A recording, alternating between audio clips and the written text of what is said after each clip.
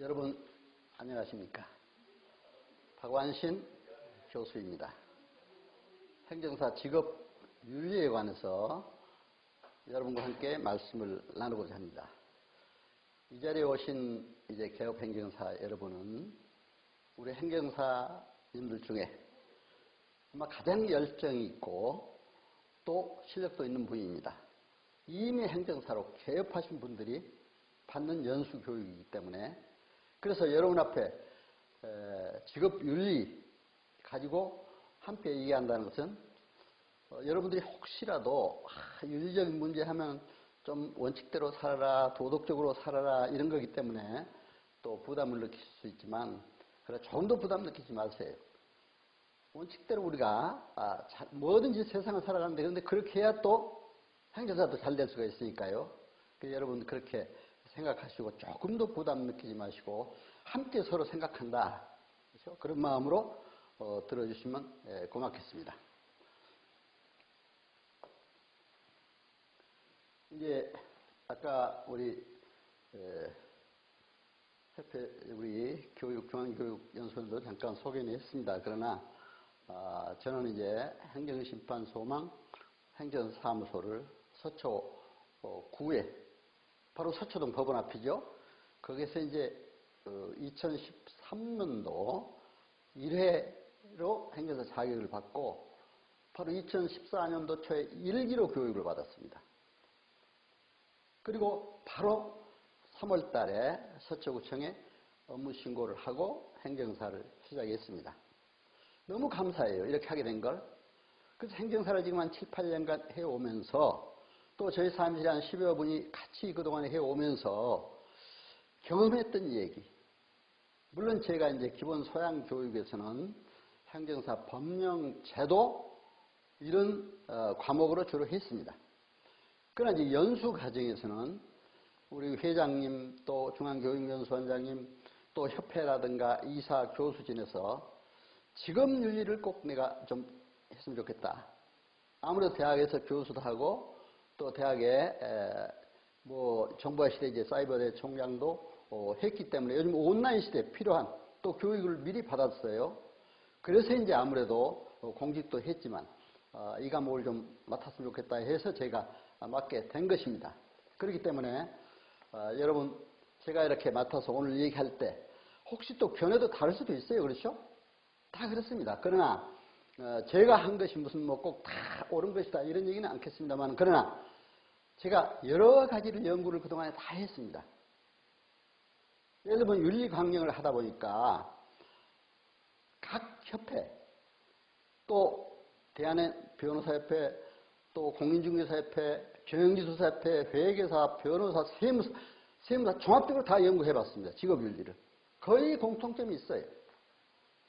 또 우리가 행정기관과 관련해서 일을 해야 되기 때문에 이제 공무원 행동 강령 어느 공무원이나 똑같이 적용되는 공무원 행동 강령도 제가 한번 조사해서 연구해 봤습니다.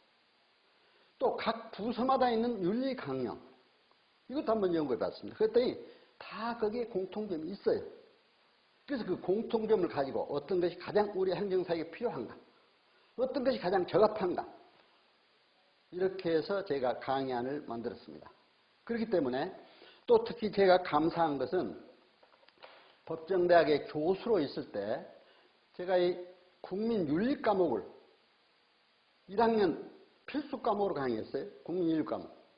그래서 여기에 또 제가 윤리 교재 편찬위원회에서 저한테 저수를 해달라고 해서 바로 공저로 교수들 몇 사람이 공저로 했기 때문에 이 기본 윤리 과목에 또 들어가 있는 이런 문제, 내용까지 종합적으로 포함해서 여러분들에게 이제 말씀을 드릴까 합니다.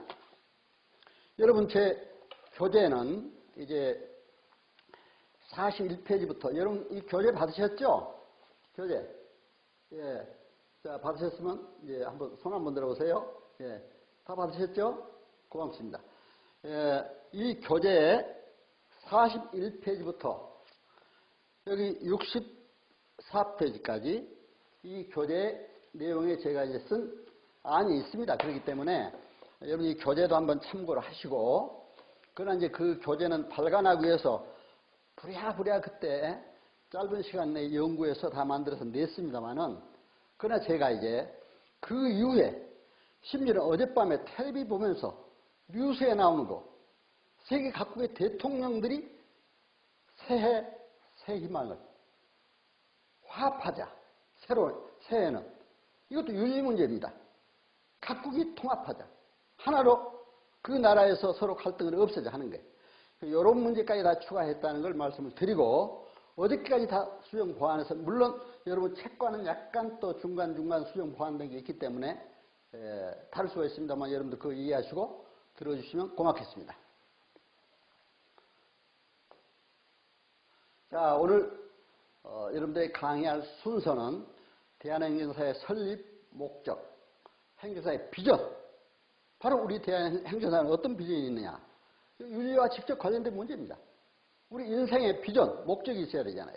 그렇기 때문에 관련이 있는 거기 때문에 제가 말씀을 드리고요.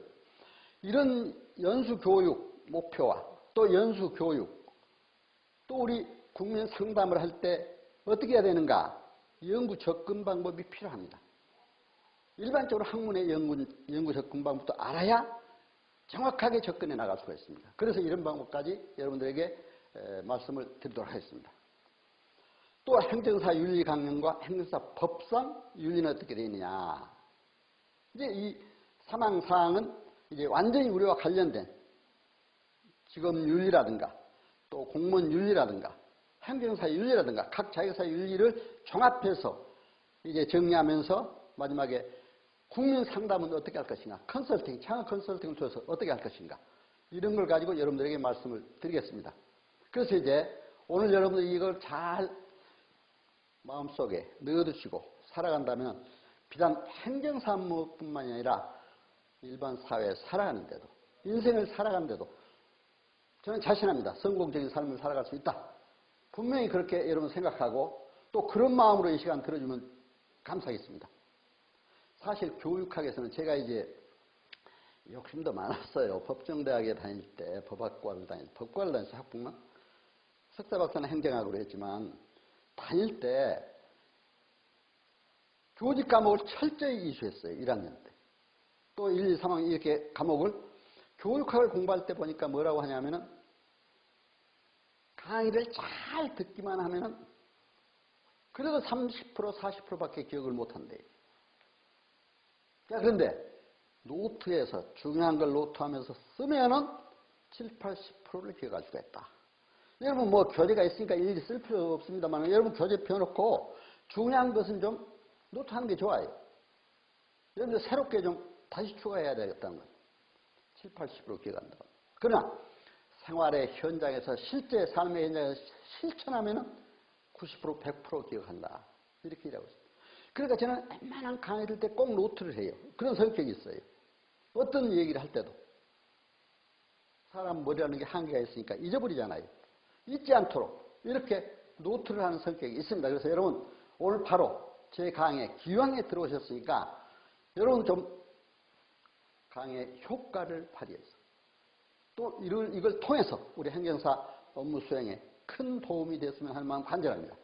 또 우리 인생 살아가는데 건강하시고 이제 2022년 새해가 밝았습니다. 새해 새로운 축복이 넘치는 우리 행정사님들 다 되시기를 기원합니다. 자, 대한행정사의 비전과 목표. 대한행정사의 설립 목적. 여러분 보세요. 대한행정사는 공공성을 지닌 독립된 행정전문가 단체입니다. 공공성, 공익성. 이게 중요합니다. 항상. 독립된 행정전문가 단체다. 다른 어떤 단체보다도 행정전문가로서의 행정단체입니다. 전문가 단체입니다. 이제 제가 행정사 법령제도 이해 강의를 기본소양교육 시간 첫 시간에 하기 때문에 제가 그걸 다 연구를 해봤습니다. 5천여 국가 법령 중에 행정에 관한 법률이 4,600여 가지. 요즘엔 법령이 또 더 많아졌죠. 지금 한 5천여 가지로 이렇게. 예. 어떤 분들은 이제 또 5,100 몇 가지라고도 하고 이렇게 여러 가지 얘기합니다만, 그러나 우리가 그 몇 가지 수가 문제가 되지 않아요. 그만큼 행정이 많다 이거죠. 그 법령 중에 이제 행정기본법이 나와서 그 목적에도 윤리강령이 바로 목적 첫 조문에 나옵니다. 최고의 전문 자격사 단체입니다. 작년 6월 10일 바로 8개 협회가 하나로 통합이 됐습니다. 저는 참 의미가 있다고 생각해요. 이것도 종로 한복판에 정치 행정이 중심지잖아요. 하나로 빌딩에서 하나로 합해졌습니다. 여러분, 우리 하나로 뭉칩시다. 분명히 우리는 어떤 국가 전문 자격사 단체보다도 훌륭한 자격사가 될 수가 있습니다. 그래서 우리의 권익도 보호하고 품위 향상도 시키고 직무의 개선 발전도 도모할 수 있어야 됩니다. 그러나 또 우리 자신만의 품위 향상, 자신만의 권익 보호가 아니라 국민 편익 증대가 기본 목적입니다. 행정제도의 건전한 발전에 기여하는 것이 우리 행정사법의 목적이 되어 있습니다. 국민 편익 증대. 그렇기 때문에 대국민 서비스 활동을 증진시켜야 합니다. 행정사 업무 활동에 도움이 되는 지식과 정보를 제공하는데 바로 기여해야 한다. 이렇게 생각을 합니다. 이제 대한행사의 영문명으로는 이제 KAAA. 저는 지난 12월 6일 대한행사의 이사회 초대 이사로 임명을 받아서 이사회 결의해서 12월 6일 날 이런 문제 다 결의했습니다. 12월 27일 대의원 총회에서 다 결의했습니다. 정관 윤리기념까지 다 함께 결의했습니다. 그래서 오늘 다 결의된 내용 가지고 오늘 여러분들에게 말씀을 드린 겁니다. 그리고 이제 연수교육 1기로 대한행사회 아주 간부들이 많이 오셨습니다. 여러분들도 마찬가지입니다. 각 지방에서 교수님을 하시든가 그동안 지부장님을 하시든가 또 이사로 참여하시든가 또 회장단으로 참여하시든가 이런 분들이 많이 오셨습니다. 저는 이번에 이 교육 준비를 하면서 우리 대한행사회 김만복 회장님이 굉장히 열정이 대단하시더라고요. 그 열정에 참 감격했습니다. 또 교육을 맡은 김경덕 중앙교육연수원장님도 열정이 대단해요. 아침부터 저한테 새벽부터 전화하셔가지고 이런 문제 어떻게 논의하고 한참 그런 열정을 보시고 제가 놀랐습니다. 감격했습니다. 여러분, 분명히 우리 대한행사회는 앞으로 잘 되리라 믿습니다. 이런 회장단의 열정, 또 참여하신 여러분들의 이런 열정, 어떻게 연초에 이렇게 여러분들이 교육에 오신다는 건 얼마나 여러분 대단합니까? 저는 그 열정에 감격하고 있습니다. 분명히 우리 대한행사는 크게 발전하고 성공하리라 믿습니다. 연수교육 1기에 오신 여러분 축하드리고 감사 인사를 드립니다. 행사 윤리규정 제3조에는 행정사 제도 발전과 후진 교육 양성에 공헌해야 된다 이렇게 규정하고 있습니다. 후진 교육 양성에도 기여해야 돼요. 여러분들 지도자들이 먼저 듣고 우리 후진 교육에 기여해야 됩니다. 우리도 늦게 된 행정사님들에게 잘 윤리 문제를 전파해서 반드시 성공하는 행정사가 되도록 우리가 인도할 필요가 있습니다. 그래서 행정기본법 1조 목적대로 민주성, 적법성, 효율성, 국민 권익보호 이런 것들을 다 우리가 윤리에 관한 규정을 정확하게 우리 후진들에게도 바로 알려주는 것이 바로 우리가 해야 될 일이다 이렇게 생각을 하고 있습니다. 자, 그래서 이제 저는 우리 대한행사회 얘기가 나왔으니까 이렇게 홈페이지도 제가 한번 들어가서 여러분들에게 보여드립니다. 여러분 홈페이지도 잘 보셔야 돼요. 그렇죠? 홈페이지 잘 보시다 보면 여러분들이 다 우리 대한행사에 관한 종합적인 정보를 알 수가 있습니다. 또 홈페이지를 통해서 우리 대한행사를 홍보도 해야 돼요. 잘 들어가 봐야 돼요. 저는 사실은 이 홈페이지를 통해서 또 요즘에 유튜브 활동을 통해서 카카오톡, 특히 SNS 시대입니다. 그리고 스마트 시대라고 그럽니다. 이런 시대에 홍보가 중요합니다. 이제 우리 행정사가 아직도 국민들에게 잘 많이 알려지지 못했습니다. 다른 자격사 단체에도 많이 행정사의 위상이 크게 알려지진 않았습니다. 마침 어떤 사람들은 대서수다, 뭐 이런 방, 대서방 아니냐, 뭐 이런 식으로 그냥 얘기를 해요. 맞춰서 그냥 얘기를 해요. 이제 그러지 말라. 저는 그래서 때마다 얘기를 합니다. 정부, 중앙부처는 물론 지방관서, 모든 행정에 관한 업무, 이 업무에 대해서 가장 전문적 지식을 가지고 한 사람이 행정사다. 저는 이제 참 감사하게도 이제 세계 유일하게 분당구로 우리나라입니다. 민족의 통일을 위해서 북한 행정을 전공을 했습니다. 사무관 서기관 시절에 서울대 행정대학원에 그 사무관급 이상 응시 자격이 주더라고요. 들어가서 북한 행정으로 최초로 석사학위를 받았습니다. 또 당국대학에 와서 바로 북한 행정으로 박사학위를 받았습니다. 그렇게 하니까 최초로 북한을 전공한 학자다 해가지고 KBS, MBC, SBS. KBS는 통일에 관한 관련 프로는 거의 다 제가 맡아 있습니다. MBC는 두고온 산업 프로를 한 10여 년간 했습니다. 고정적으로. TV, 라디오. SBS 출발 모닝 와이드. 그때의 이 언론의 위력이 대단함을 느꼈습니다. 각 신문에, 일간신문, 각 신문에도 다 제 기사가 나가다 보니까 많이 이게 알려지더라고요. 알려지다 보니까 또 대학의 총장들 모시고 통일 교육을 하다 보니까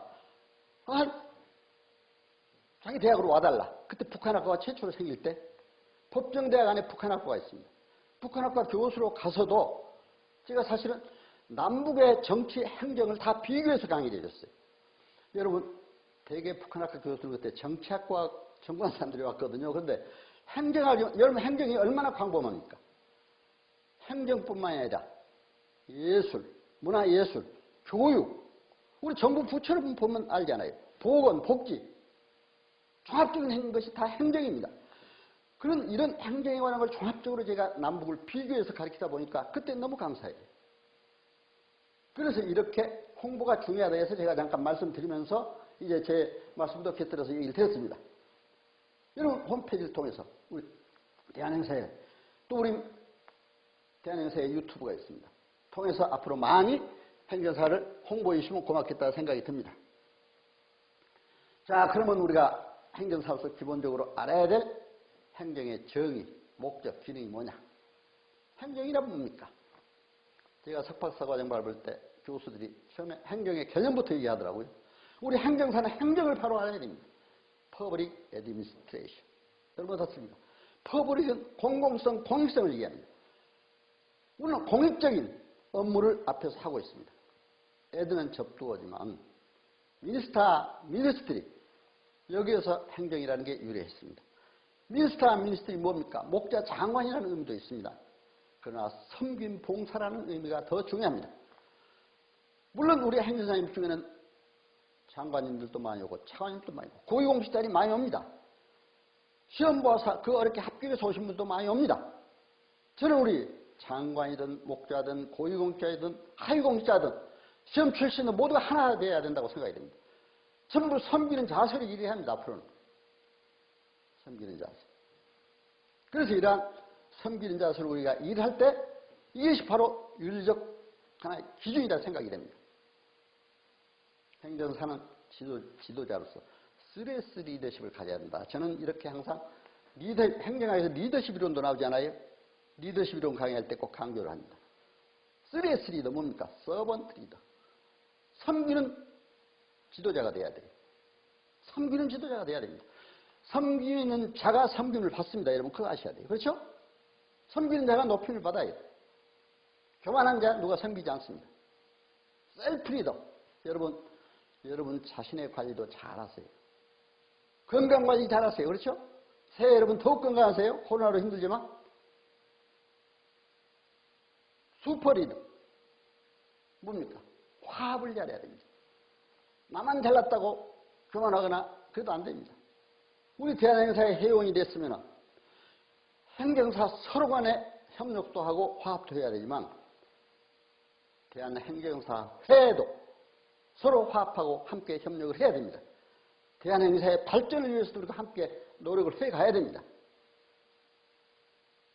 그렇게 해야 우리가 크게 발전할 수가 있다. 이렇게 생각이 됩니다.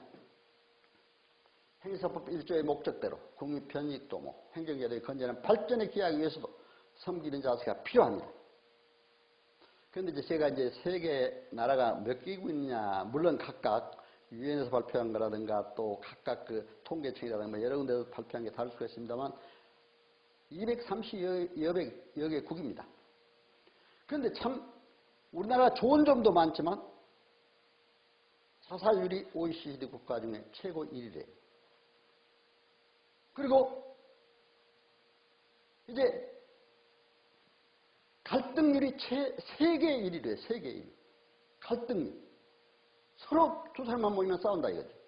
여러분 우리는 행정사들 절대로 그래서는 안 되겠다. 이거 저는 여러분에게 과감하게 얘기합니다.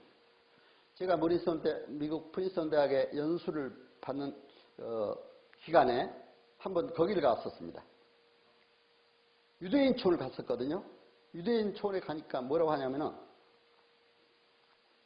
한국 사람들이 유대인촌에 들어오면 굉장히 두려워한대요. 두려워 떨고 있대요. 왜?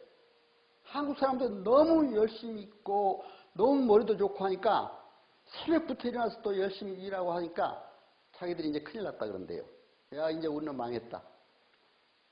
근데 두 사람, 세 사람이 몰려들면은 안도의 숨을 내쉰대요. 왜? 두 사람, 세 사람 모이면 이제 우리끼리 싸운대요. 한국 사람끼리. 사실 저는 그래서 너무 안타까워요. 제가 북한 행정을 전공했기 때문에 하는 말이 아니고 세계에서 유일한 분단국이잖아요. 남북이 갈라져가지고. 앞으로의 행정사님도 이 문제, 비전을 갖고 북한은 행정이 없습니다. 정치 중심입니다. 노동당 중심. 행정도 연구해서 앞으로 통일시대에 대비한 우리 행정사들이 해야 될 일, 북한의 행정적으로 얼마나 또 할 일이 많아집니까? 크게 이런 비전까지 갖고 우리가 일을 해야 된다고 생각이 됩니다. 저는 이렇게 여러분들에게 함께 하기를 바라는 마음으로 오늘 이렇게 이런 강의를 말씀을 드린 겁니다. 자, 행정사 윤리와 관계된 목적과 비전, 자세 여러분 말씀 잠깐 드리겠습니다. 약간 철학적이고 문학적인 얘기들이 여기 있습니다. 자, 윤리적인 문제. 마틴 부버라고 하는 유대계 독일 유명한 철학자가 있습니다. 나와드라는 책을 저술했습니다. 이 저서에서 인간은 서로의 만남 속에서 기쁨 있고 행복이 있다. 이렇게 얘기했습니다. 여러분 함께 만났으면 얼마나 좋겠습니까? 코로나로 온라인상에서 만나고 있습니다. 이것도 만남입니다. 오프라인 교육할 때는 제가 7, 8년 저희 사무실에 교육장까지 옆에 마련해 놓고 이제 그때 협회 교육장이 미흡할 때 대학 강당에 몇백 명 올 때는 대학 강당에 빌려서 했지만 한 4, 50명 올 때는 3, 40명 이상 올 때는 저희 사무실에 많이 했습니다. 그렇게 좋더라고요. 행정사 만나면은 반갑고 그때 맺어진 인연이 지금도 서로 끈끈한 사랑과 정을 나누고 있습니다. 여러분 우리가 전부 온라인상으로 하지만 여러분과 제가 오늘 그런 관계가 됐으면 생각이 듭니다. 깊은 사랑 속에 그 만남 속에 바로 기쁨이 있고 행복이 있기 때문에 우리가 여러분 여기에서 바로 행복을 느끼십시다. 행복을 누리는 이 시간 되시기를 간절히 기원합니다. 이제 대학의 교수들이 연구한 성공 덕목 4요소를 보면은 지식, 지능, 기술, 자세가 있는데 지능지수가 아무리 높고 지식이 아무리 많고 기술이 아무리 좋다 하더라도 자세가 나쁘면 성공하지 못한다. 자세가 성공의 97%를 차지한다. 이렇게 얘기하고 있습니다. 인간관계가 성공의 85%를 차지한다. 얘기죠. 여러분 어떻습니까? 우리 전문 사회에서. 그래서 이 직업윤리는 중요한 겁니다. 자세, 윤리 문제가 바로 이걸 우리 사회사들이 가져야 될 중요한 문제라 생각이 됩니다. 저는 이제 행정안전부 교육회의에도 많이 참여해봤습니다. 거기 갔을 때 각 시도 단체에서 교육 담당 공무원들이 와요. 행정안전부 공무원들이 옵니다. 거기에서 나보고 첫째 법령, 행정, 제도, 법령 이해 시간에도 이 자세 문제, 윤리 문제를 좀 강조해달라. 그때도 많이 얘기를 했습니다. 바로 이 자세, 윤리 문제가 중요합니다. 일반 사회 생활하는 데 중요합니다. 여러분 아무리 지식이 있어도 인간이 못 돼봤어요. 교만하거나 자기 이익만 취하거나 누가 알아줍니까? 아무리 지식 있고 지능지수가 높고 기술이 있다 해도 안 됩니다. 자세가 가장 중요하다는 걸 여러분이 알아야 됩니다. 저는 논어에 호지자 부려 낙지라는 말이 있습니다. 좋아하는 자보다도 즐거워하는 자가 낫다. 여러분, 즐거운 자세, 기쁨의 마음으로 이 자리에 참석해 주시면 고맙겠습니다. 저는 그러나 행정사로서 우리가 행정사가 좋아서 왔더라도 기쁨으로, 어떤 사람은 그래요. 뭐 행정사가 뭐 돈도 안 되는데 뭘 이걸 하느냐, 뭐 어쩌고 막 또 별 얘기를 다 해요. 뭐든지 부정적으로 생각하면 하나씩 부정적이죠. 저는 행정사를 해보니까요. 물론 가서 일하면서 이렇게 보람 있는 일도 하지만, 그러나 일 자체가 나에게 건강을 줘요. 좋아서 하고 그래서 기뻐서 합니다. 그러나 저는 여기다가 한마디 더 제가 말을 만들어 봤습니다. 낙지자 부려 감지자다. 여러분 어떻습니까? 즐거워하는 자보다도 감사하는 자가 더 낫다. 여러분, 우리 행정사 할 때 감사한 마음으로 한번 해보세요. 반드시 성공할 수가 있습니다. 감사해서 아주 눈물 나도록 웃는다면 감사하고 감격해서 다이돌핀이 나오는데요. 다이돌핀은 엔돌핀보다 1000배가 강하대요. 그때는 암세포도 녹인다고 합니다. 여러분, 감사한 마음으로 행정사를 하면서 감격히 사면서 이 모든 어려움을 극복하고 여러분 건강하게 평생 행정사로서 나는 건강하다, 감사하다, 이런 마음으로 살아가시기를 간절히 기원합니다. 사무엘 울만은 청춘이라는 시에서 인간은 나이가 들어서 늙는 것이 아니라 이상꾼 열정을 잃으면 늙는다, 이렇게 얘기했습니다. 바로 이 시인이 이렇게 문학적인 얘기입니다. 이거. 저는 일부러 그래서 저작권 행정을 여러 건 했어요. 저작권 등록, 우리 행사해야 됩니다. 그것도 문화예술부 관내 음악 저작권 옆에 뭐 다 있습니다. 그럼 바로 행정기관, 행정의 업무입니다. 저작권도 많이 등록을 해줬습니다. 제가 그래서 어차피 남의 해줄 바에는 나도 한번 해보자 해서 제가 이제 시집을 한 5권 냈어요. 수필도 대학 교재는 한 20권 냈습니다만 시집 수필집에서 한 10권 냈는데 제 시집을 보고 그림 궁합을 작곡했던 최영섭 선생님, 그분이 12곡을 작곡해 주셨어요. 가곡으로 불려나가고 가요로 불려나갔습니다. 그래서 저작권 등록도 했는데, 그래서 제가 이제 가요도 부르게 되고 어느 때 한번 제가 또 직접 불러도 봤어요. 한번 원곡자가 불러야 된다, 원작사자가. 그래서 한번 불러봤습니다. 그런데 제가 그러다 보니까 이제 가요를 좀 좋아하게 됐어요. 요새 트로트 가요가 막 뜨잖아요. 그래서 어제 월요일마다 KBS에서 여러분 어때요? 가요 무대 보시지요? 혹시 여러분도? 예. 노래 좋아하지 않는 분이 어디 있습니까? 우리나라 사람들이 원래 노래를 좋아하시잖아요. 가요 무대 보니까 어제는 1월 첫 번째 가요 무대 시간이라 그런지 새 희망이라는 주제로 하더라고요. 거기에 그 노래 제목 중에 참 재밌는 게 있어요. 오늘이 가장 젊은 날이다. 여러분 어때요? 여러분 오늘이 가장 젊은 날이다, 이렇게 생각하면 바로 젊어진다, 젊은 날이다. 지금부터 뛰어 하고 막 뛰면서 또 노래를 하더라고요. 그렇죠? 지금부터 우리가 행정사로서 열심히 뛰어봅시다. 반드시 여러분은 성공할 수가 있다, 이렇게 생각이 됩니다. 바로 이런 행정사로서의 긍정적이고 적극적이고 훌륭한 일을 하는 여러분 다 되시기를 기원합니다. 이제 스티븐 버글레스라고 하는 하버드 대학 교수죠. 이 사람은 성공 4A 바이러스에 대해서 얘기를 했습니다. 바로 성공하려면 4A 바이러스, Arrogance, Aloneness, Adventure Seeking, Adultery. 바로 이 4A에 걸리지 않으면 성공합니다. 여러분 어때요? Arrogance, 교만이죠. 아까 말씀드렸습니다. 교만. 저는 그래서 내가 대한행사회에 이렇게 우리가 통합이 돼가지고 와서 보니까 우리 회장님들 또 부회장님들 임원들 참 우리 직원들 보면 그렇게 겸손해요. 교만해요. 아니 겸손해요. 교만하지 않고. 섬기는 자세력이라는 걸 볼 수가 있습니다. 섬기는 자는 반드시 더 훌륭하게 높임을 받을 수가 있습니다. 교만을 버려야 됩니다. 언론이스, 외로움이 있을 때 그걸 잘 극복해야 됩니다. 여러분 행정사를 처음 시작하다 보면 외로워요. 그렇죠? 저도 처음 시작할 때 좀 외로웠습니다. 솔직하게 얘기해서. 고객이 없을 때 혼자 사무실에 앉아서 외롭더라고요. 그러니까 그때 막 아코디언도 하고 악기도 하고 그랬어요. 왜 제가 그렇게 했는지 아십니까?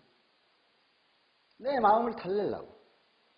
그러나 어쩌다가 고객이 한 사람 찾아오면 그렇게 좋아가지고 막 차도 타다 주고 했습니다. 그때 좀 자존심도 상하더라고요, 어느 때는. 그러나 어떻게 사면 안 되잖아요. 감사함으로 해야지, 기뻐함으로. 제가 더구나 이제 사이버대 총장을 마치고 나자마자 이 행정사 법이 개정돼가지고 2013년도 자격을 받았거든요. 더구나 그때 더 제가 그런 마음이 생겨요. 아이, 총장할 때는 비서들이 다 해야지, 뭐 기사 운전해주지, 교수들이 다 도와주지 하는데 이게 이렇게 와서 내가 이런 일을 하는가 처음 생각했는데 지금 너무 감사해요. 그렇게 할 수 있었다는 게. 그렇게 하다 보니까 많은 사람들이 오기 시작을 했습니다. 그래서 외로움을 극복하는데 여러분들이 꼭 노력을 해야 됩니다. 그리고 요즘에 코로나 시대 스트레스도 받습니다. 그러나 스트레스도 즐기라 이런 학자들이 얘기하는 걸 볼 수가 있습니다. 특히 브루스 맥펜이라는 록펠러 대학 생물학 교수, 스트레스도 즐기라. 스트레스를 잘 해소하라. 스트레스를 통해 오히려 마음 관리를 잘하라. 긍정적인 요소. 스트레스 경계할 때 오히려 고위험을 피하도록 하는 계획을 세워지게 되고 우리 신체를 보호하고 인지능력, 면역능력을 강화한다. 이런 얘기를 한 걸 들을 수가 있었습니다. 여러분 세상 살다 보면 스트레스 많이 받잖아요. 스트레스도 즐기세요. 행정사 일하다 보면 고객들 좋은 사람만 언제랍니까? 이상하게 괴롭히는 고객도 있어요. 그 스트레스 받습니다. 그것도 즐길 수 있는 마음 가셔야 됩니다. 애덜터리, 성적인 욕구에 참 조심해야 됩니다. 요새 하도 이런 것 때문에 사회 문제가 되고 심지어는 뭐 사람을 죽이기도 하고 별 문제가 다 나오잖아요. 스스로 자살도 하고 이런 것 사회의 바이러스 조심하면 반드시 성공할 수가 있다. 이렇게 얘기할 수가 있습니다.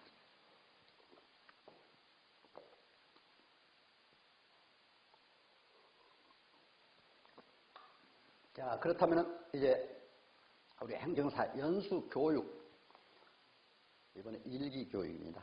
여러분 일기교육에 오셨다는 얼마나 긍지를 가지시기 바랍니다.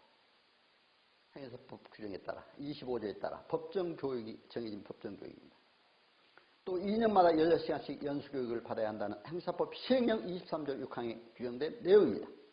그렇기 때문에 우리는 비전과 목표를 가지고 이 비전과 목표를 알고 연수교육에 임해야 한다. 행정사의 자질과 업무 수행 능력 향상, 행정사의 전문성과 윤리식 제고, 국민이 가장 먼저 찾는 행정사, 국민과 가장 가까이 하는 행정사를 배출하기 위해서 바로 연수교육이 시작된 겁니다. 이 목표를 머릿속에 항상 두고 이 연수교육, 이제 앞으로 2년마다 한 번씩 받아야 되니까 여러분 받으신 분들은 또 다음에 2년 후에 받아야 됩니다만은 저는 연수교육도 제가 출입국 관리 업무 대행 대표 행사로 받았는데 처음에 제가 출입국 업무 처음 시작할 때 출입국 업무, 국적 취득 업무가 한번 들어왔어요. 어디 들어왔느냐? 외국 여인이 한국 남자하고 결혼을 했는데 국적 취득을 해달래요. 저는 국적 취득 한 번도 해본 일도 없고 국적 취득 업무 기관에 근무해보지도 않았습니다. 지금 출입국 외국인청이 됐죠. 그러나 제가 기다려보고 내가 꼭 해드리겠습니다 하고 얘기를 하고 나서 아니 최선을 다해서 하겠습니다. 그렇죠. 꼭 해드린다 하다가 못하면 안 되니까 그래 놓고 이제 돌려보고 난 다음에 국적 취득에 관한 관련 법을 국적법이라든가 시행령 시행규칙까지 다 떼어대시 봤습니다. 답이 나와요. 그때 당시에 3년 이상 경력이 있고 또 국내에 와 있는 완산 그런 뭐가 있고 또 3천만 원 이상 어떤 현금이나 예금증서나 임대차 보증금이나 이런 게 있고 한 가지 까다로운 조건이 본국의 범죄 경력이 없어야 돼요. 그래서 이런 걸 다 알아가지고 그것도 내가 부족한 것 같아서 출입국 외국인청, 그때는 출입국 관리사무소였어요.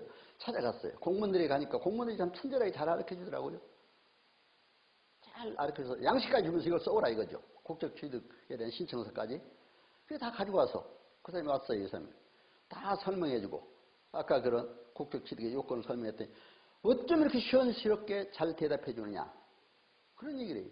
아니 내가 알아서 대답했습니까? 전혀 뭘 연구해서 바로 그 자리에서 알려줘. 그래서 해본 거예요. 하다 보니까 그때 자신감이 생기더라고요. 그래서 이러한 우리 행정사는 바로 이 연수교육을 통해서도, 그런데 그때도 출입관리 업무에서도 이제 제가 좀 더 전문가가 돼야겠다 해가지고 출입관리 사무소에 가서 또 이제 출입관리 교육기관이 있습니다. 거기에 가서 이제 교육을 한 4개월 받았어요. 토요일마다. 토요일마다 한 4시간씩. 받고 나니까 법무부에서 법무 출입관리 사무소, 거기서 출입국 대행기관 또 신분증까지 줘가지고. 근데 지난 6월달에 우리 행정사에 그 이사회라고 바쁜 시간에 또 연수교육을 받으래요. 연수교육 받아야 또 된다고. 그것도 연수교육을 받더라고요. 그것도 받았습니다. 온라인으로. 그래서 내가 연수교육과 관련해서 이건 어느 자격사나 다 하고 있다. 그렇기 때문에 여러분 너무 부담 느끼지 마시고 이 연수교육도 받으셔야 한다 해서 말씀을 드립니다. 자, 우리가 이제 행정사를 하시려면 이렇게 연구 방법도 알아야 됩니다. 시스템 어프로치, 비헤비어럴 어프로치, 또 레갈 인스티튜션 어프로치, 법적 제도적, 역사적 접근 방법, 윤리적 철학적 접근 방법. 이런 걸 알아야 우리 행정사도 하는데 굉장히 도움이 되겠더라고요. 체제적 접근, 행태는 행동과 태도잖아요. 국민들의 상담이 오면 그분들의 행동과 태도를 알아야 돼요. 그러니까 공무원 행동 강령이 있더라고요. 공무원의 행동과 윤리, 태도도 알아야 우리가 이런 걸 윤리의 기법을 발휘해서 행정사로서 효율적인 일을 할 수가 있습니다. 법적, 제도적 접근 방법. 여러분 바로 제 앞 시간에 법적 제도, 법률, 행정사 법령 제도에 대해서 강의를 들으셨을 겁니다. 역사적, 우리 제도가 어떻게 변화했느냐. 대한민국 어떻게 역사가 어떻게 변화해 왔느냐. 세계 역사가 어떻게 변화해. 이것도 알아야 돼요. 그 중에 가장 중요한 것은 철학적, 윤리적 접근입니다. 바로 오늘 여러분들이 강의하는. 그렇기 때문에 연수교육에 직업윤리가 필수 과목으로 들어가게 됐습니다. 철학적, 윤리적 접근 방법. 중요하다 해서 말씀을 드립니다. 자, 그러면 이렇게 직업윤리의 연구 방법, 이거는 조금 우리가 실제 행정기관의 이런 시스템 어프로치를 통해서 우리 인간도 마찬가지입니다. 제가 아까 강의하다가 목이 말해서 물을 마셨어요, 여러분. 그렇죠?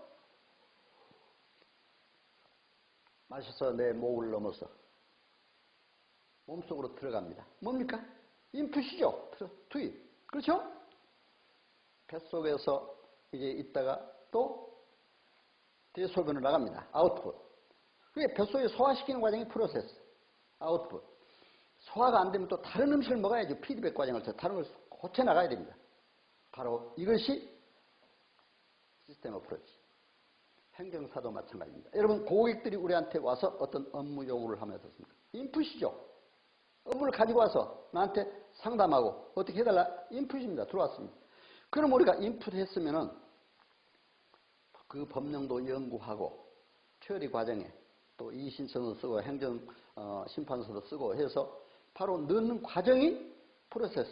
이것을 컨버션이라고도 하죠. 프로세스 과정입니다. 그 다음에 처리가 행정심판에서 인용 제거나 또 기각 제결이나 나온 것이 아웃풋이잖아요. 그런데 이렇게 처리하면서 잘못되는 걸 고쳐가는 것이 피드백 과정입니다. 자, 피드백 과정이 잘 돼야 됩니다. 항상 우리가. 여러분 업무 하나 처리했다고 그대로 끝내버리지 마세요. 그걸 가지고 다시 이런 순환 과정을 통해서 다시 연구해서 고쳐나가는 것. 이런 때 연구할 때는 행정 환경도, 엔버런먼트 환경도 고려하고 정치, 사회, 문화 환경도 고려해야 됩니다. 예를 들면 코로나 환경도 고려해야 되잖아요. 행정 환경이 얼마나 발전하고 있습니까? 정치, 행정, 사회, 문화, 국제 환경 고려해서 이런 모든 걸 새롭게 정립해 나가는 이런 마인드가 있어야 됩니다. 그래야 여러분들이 더 훌륭한 행정사가 될 수가 있다 해서 말씀을 드리는 겁니다. 바로 이러한 시스템 어프로치. 그리고 우리 행정기관도 마찬가지입니다. 행정기관도 국민으로부터 어떤 욕구가 있다. 이런 걸 또 요구가 있다. 투입이 되지 않아요. 그런 행정기관에서 회의를 통해서 국무회의를 통해서 법령 정책을 만듭니다. 국회를 통해서 법률이 개정 의결됩니다. 그 과정이 바로 프로세스 과정입니다. 법률이나 정책으로 나타나는 것이 아웃풋입니다. 그것을 다시 고쳐나가는 게 피드백 과정입니다. 이 고쳐나갈 때는 다시 정치, 사회, 문화, 행정, 환경을 고려해서 항상 발전시켜 나가는 것. 그렇죠? 그렇게 해야 우리가 모든 체제가 발전해 나갈 수가 있습니다. 우리 행정사도 이런 시스템을 통해서 발전해 나갈 수 있다는 것을 여러분들이 아셔야 됩니다. 그래서 여러분 이러한 측면에서 우리가 보면은 더욱더 여러분들이 효과를 얻을 수가 있다 해서 말씀드립니다. 자, 인간의 본질과 윤리학. 저는 제 책을 이제 인간과 윤리 책을 제가 이제 공저로 제출한 건데 교수라고 여기에서 이제 추출해서 좀 몇 가지를 여러분들 소개해 드리려고 합니다. 인간의 본질을 알아야 윤리의 본성을 알 수가 있습니다. 인간의 본질이란 뭡니까? 이성성, 창조성, 존엄성, 사회성을 가진 존재다. 바로 윤리와 직결된 문제입니다. 이성적 존재입니다. 고대 그리스 철학자 소크라테스, 인간은 이성적 동물로 만물의 척도가 된다고 했습니다. 이성적 존재입니다. 자, 그리고 프랑스의 철학자 베르그송, 인간의 창조성을 언급했습니다. 인간은 창조성을 발휘하는 의의가 있어야 한다. 제가 그래서 항상 우리 행정학을 공부할 때 체인지 에이전트 이런 말을 많이 교수들이 쓰더라고요. 제가 그래서 그 말도 몇 번 썼습니다. 변동력군, 창조적 변동력군. 그냥 환경 변화에 그냥 수동적으로 변화되는 게 아니라 자기가 적극적으로 창조적으로 변동해가는 그런 의지가 있어야 행정사를 발전할 수가 있다. 또 18세기 프랑스의 사상가요, 소설가인 루소, 인간의 존엄성을 강조했습니다. 이 존엄성, 인간의 존엄성, 이것은 프랑스 혁명과 프랑스 인권선언에 큰 영향을 미쳤습니다. 독일 철학자 마틴 부버, 아까 말씀드렸잖아요. 나와 너란 책에서 했다는 거. 바로 그건 사회성을 강조한 겁니다. 사회성. 인간은 사회적 동물이다. 바로 고대 그리스 철학자 아리스토텔레스가 그 얘기를 했잖아요. 사회적 동물. 그렇기 때문에 이 사회 속에서 살아가는 우리는 우리 혼자 살지 않기 때문에 윤리, 도덕, 그게 없어지면 안 됩니다. 사회 속에서 윤리의 빛, 도덕의 빛을 발해가야 됩니다. 인간의 존엄성을 가지고 바로 창조성으로 대응하면서 나갈 때 우리 행정사도 성공할 수가 있다. 윤리학은 당위를 추구하는 규범 과학입니다. 법과 다릅니다. 법은 어떻습니까? 좀 강제 규범이죠. 법은. 그러나 윤리학은 도덕적 양심의 문제입니다. 그런데 도덕적 양심의 문제가 사실 더 중요합니다. 대개 도덕적 양심이 어긋났을 때 또 법에 위반되는 행위를 많이 해요. 그렇기 때문에 우리가 도덕적 양심의 문제를 잘 관리해야 한다. 그렇기 때문에 직업윤리는 우리 국가, 국민, 국가, 사회, 직장, 전문 차역사가 지켜야 할 중요한 문제다. 제가 그래서 제 윤리학 공저에서 이렇게 말씀을 드리는 겁니다. 이제 행정사 윤리 강령. 이제 행정사법 개정 시 이제 윤리교육 내용이 특히 이제 2년마다 연수교육이 있죠. 2년마다 연수교육 16시간 하도록 있는데 행정사법 25조 또 이제 시행령 23조 여기에서 이렇게 강조를 하고 있습니다. 그래서 이 강조된 게 있지만 이번에 행정사법 개정으로 인해서 우리가 하나가 통합됐다는 것도 화합의 의미도 있을 수가 있습니다. 우리 행정사 간에. 바로 윤리적인 문제입니다. 그래서 또 행정사들이 통합된 행정사회에 의무 가입한다는 것도 화합의 의무가 있습니다. 협회. 그렇기 때문에 제가 이것도 약간 말씀을 드리는 겁니다. 자, 제가 이제 일본 행정사 윤리 강령도 한번 연구를 해봤어요.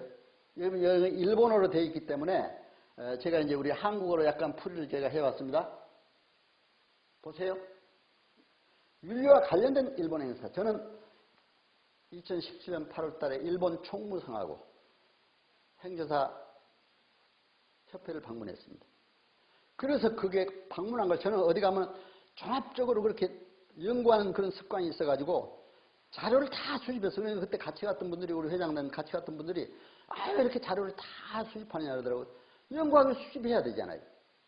수집해서 다 논문으로 만들어서 국회에서 발표한 바도 있습니다. 한국과 일본의 행사법 비교. 거기에 일본 행사법 1조에 보니까 이 법률은 행정사 제도를 정하고 그 업무의 적정을 도모하면서 행정에 관한 절차에 원활한 실시에 기하고 국민의 편리에 이바지함을 목표로 한다. 직업윤리에 관한 규정입니다. 그렇죠? 바로 직업윤리에 관한 규정입니다. 왜? 행정사 편리에.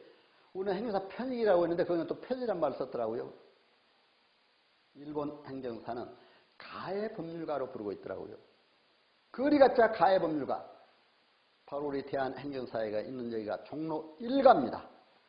거리가짜 하니까 마침 어때요? 좀 거리에서 뭐 그냥 좀 약간 낮게 볼 수도 있는데 그러나 국민과 가장 가까이 있다 이거죠. 국민과 가장 가까이 하는 최고의 전문 직업입니다. 이렇게 자기는 자긍심을 갖고 일하고 있는 걸 볼 수가 있었습니다. 그때 당시 일본은 우리는 이번에 행사법 개정으로 법인제도도 실시됐습니다만 그때 당시 이미 일본은 514개 법인 회원이 있었습니다.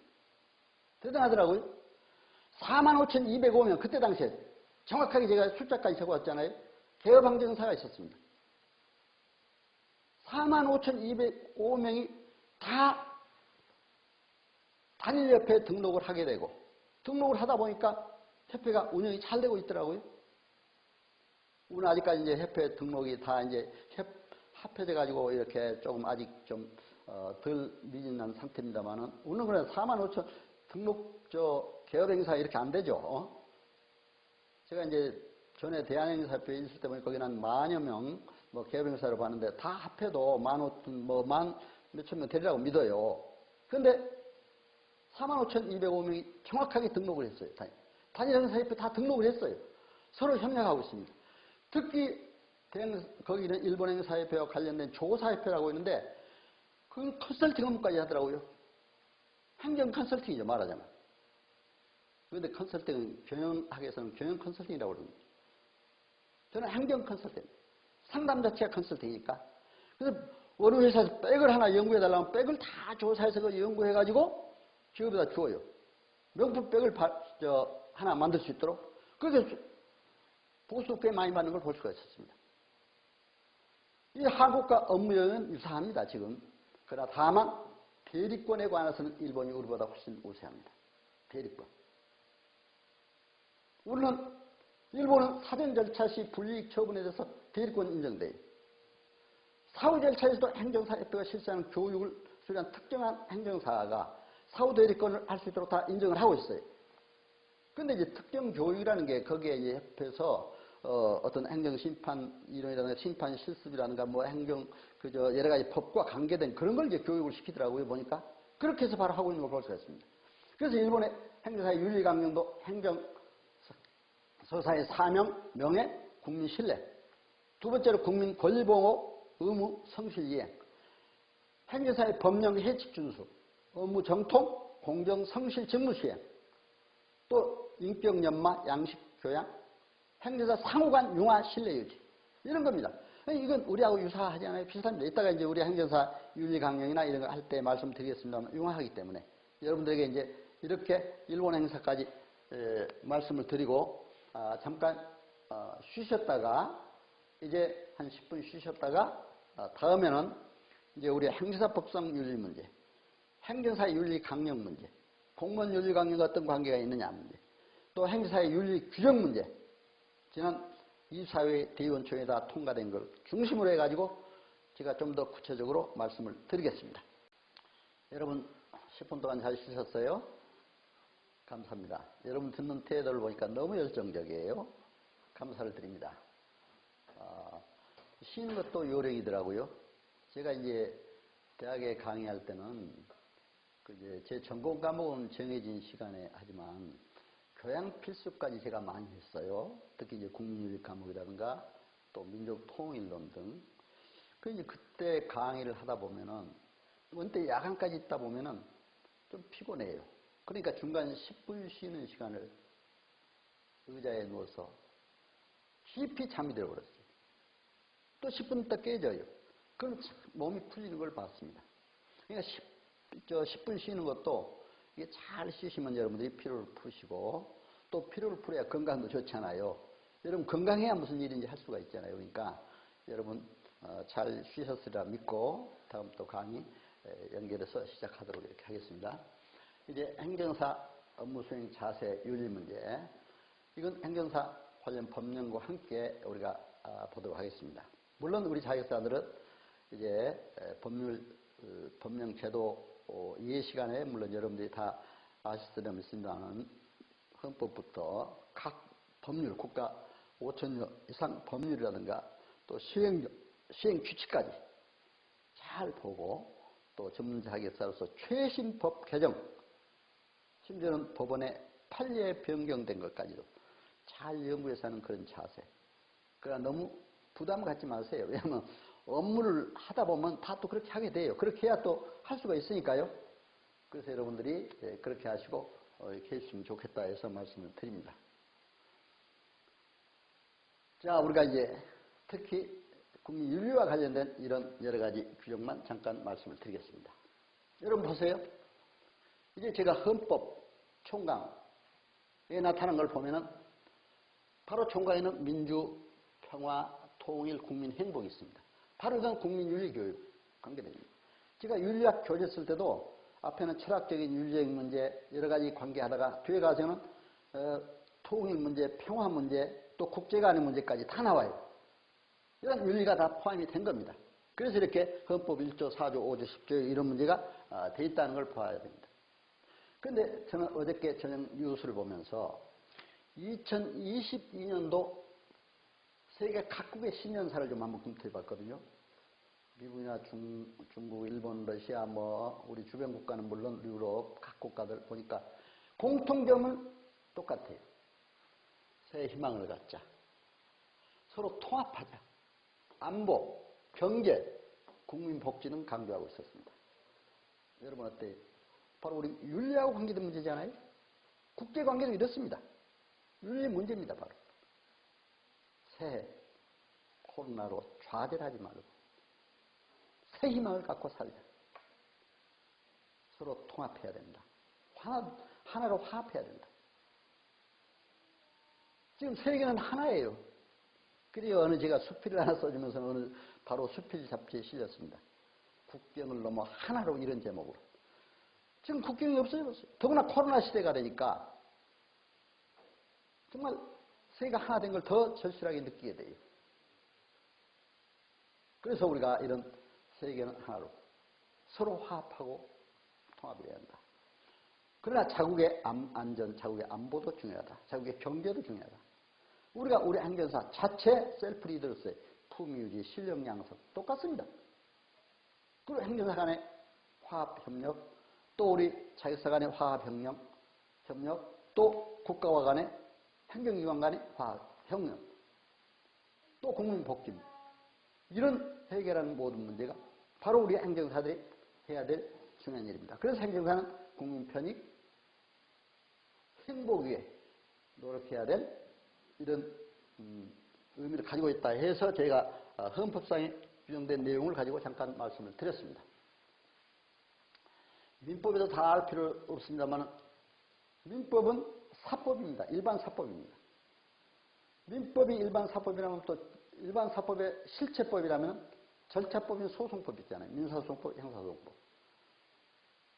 변호사들은 사실 이 절차법에 따라서 모든 소송을 하는 겁니다. 우리도 행정절차법이 있어요. 그러면은 민법 제2조가 우리 국민과 직접 관련된 거죠. 자, 권리의 행사와 의무의 행은 신의조차 성실히 권리는 남용하지 않는다. 여러분 어떻습니까? 사법상의 민법상의 이런 규정이 우리 공법에도 다 들어와 있습니다. 공직자 윤리에도 다 들어 있습니다. 신성실의 원칙, 권력 남용 금지의 원칙. 여러분 어때요? 다 들어와 있습니다. 이게. 민법의 이러한 원칙이 우리가 기간 준수도 민법에 준용한다. 민법의 기간에 관한 규정, 민법의 총칙의 그런 규정들을 우리가 적용하도록 되어 있습니다. 또 민법의 총칙의 법률 행위를 알아야 행정법의 행정 행위를 알 수가 있더라고요. 그래서 내가 잠깐 이렇게 민법의 윤리와 관계된 것만 제가 잠깐 말씀드립니다. 신의조차 성실해야 된다. 이것은 우리 행정사법이나 행정윤리, 공직자윤리, 모든 직업사의 윤리가 다 이것이 적용되더라. 타자역사도 마찬가지입니다.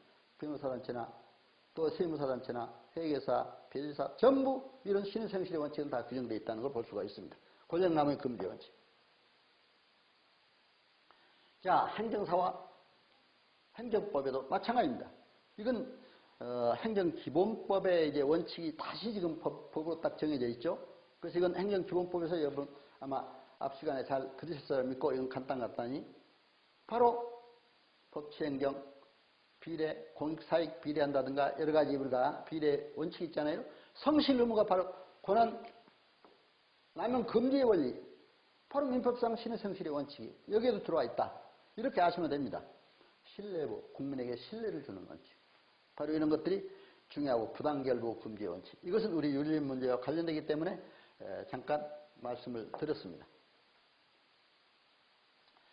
행정기본법과 지검윤리. 여기서 이제 윤리에 관계된 것만 말씀드리겠습니다.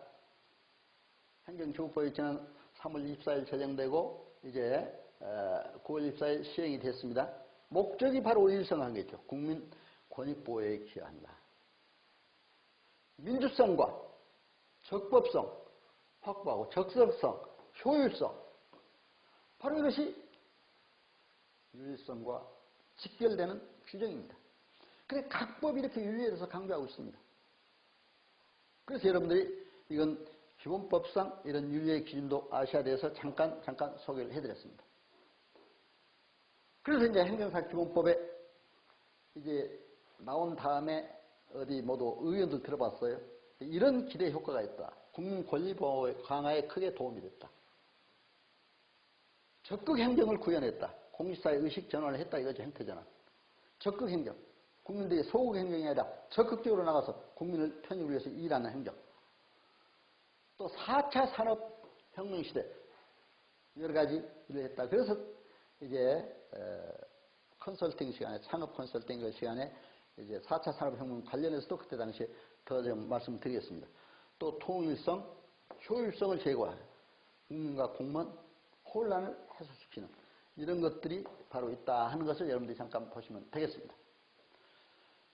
그렇다면 행정사법 내용과 행정사법과 또 우리 지금 윤리에 관련된 거.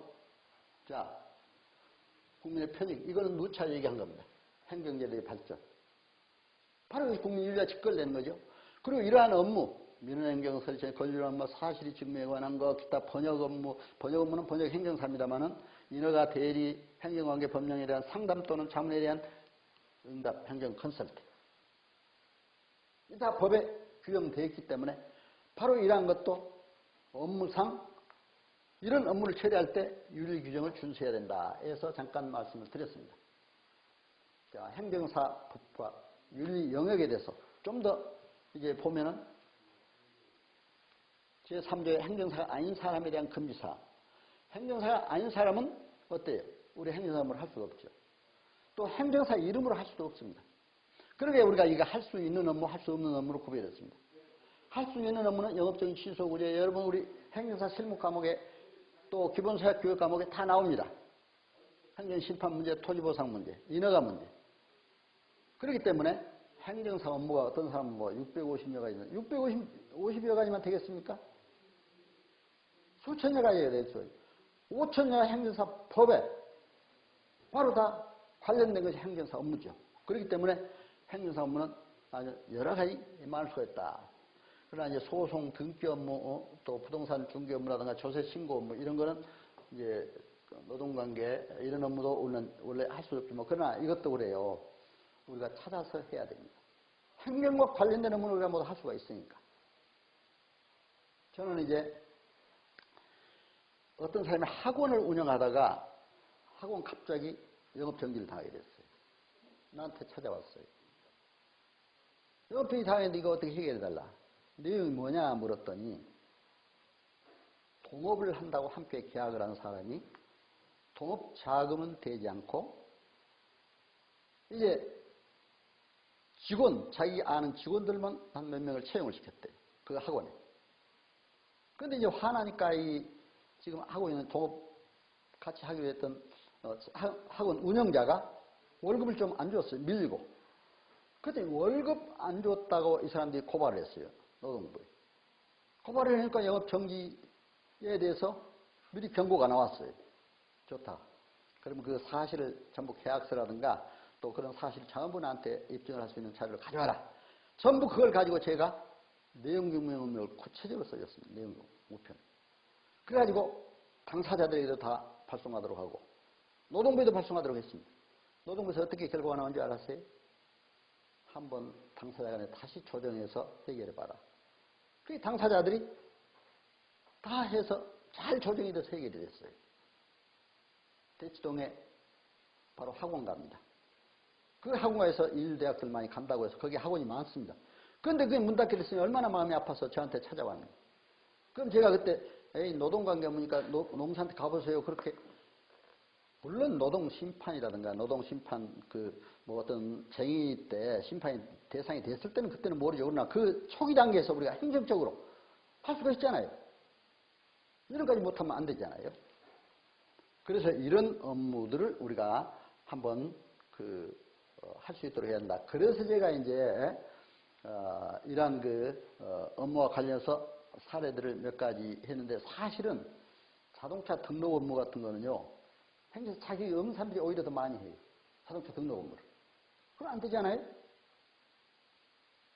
저는 이제 우리 행정사 기본 소양 교육도 실습 교육을 저희 사무실에서 한 3, 40명, 4, 50명 올 때 꼭 가는 데가 있어요. 실습 교육장에. 어디냐?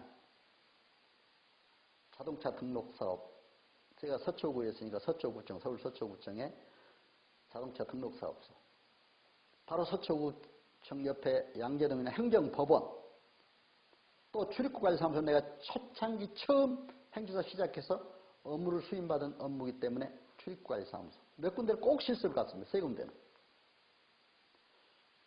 서초구청에 갔더니 우리가 30명 그때 갔더니 큰 강당에 모아놓고 저희들을 그 팀장이 와서 친절하게 잘 가르쳐주더라고요. 너무 고마워요. 지금도 그 팀장이. 잘 가르쳐줘요. 지금 등록 업무 하는데 전부 자기가 검사한테 다 가져온다 이거죠. 왜 행정사님들 그걸 안 하냐고 우리한테 오히려 반문을 해요. 가지고 있어요.